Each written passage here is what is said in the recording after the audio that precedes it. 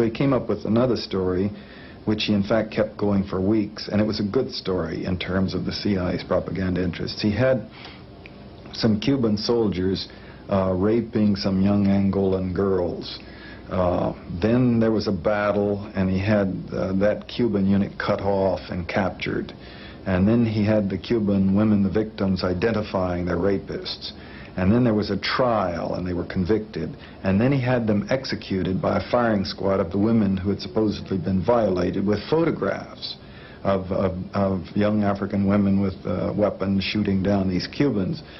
There had never been a rape. There had never been the military action. The Cubans had never been captured. It was all fiction. Stockwell did extremely well with this story. Here's the Daily Express of March the 12th, 1976. "Gun girls execute Cuban rapists" is the headline. And quoting from UNITA, it says that 17 Cubans were executed, 5 of whom had been identified as the people who had raped 4 African women a few weeks before. And here's the Evening Standard, with a bit more convincing detail, saying the Cubans were shot with their own guns.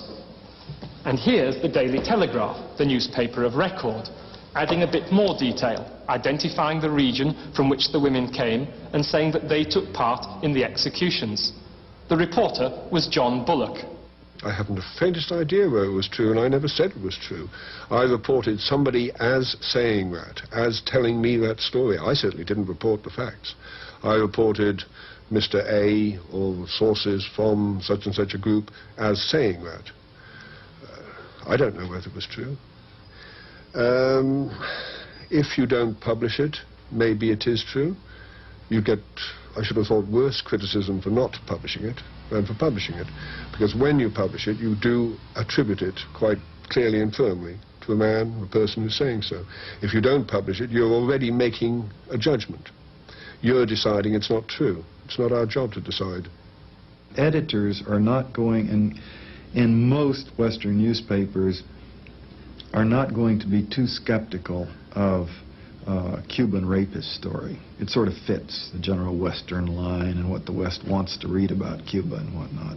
The truth is, all of the information we were getting was that the Cubans were handling themselves brilliantly and very generously towards the Africans.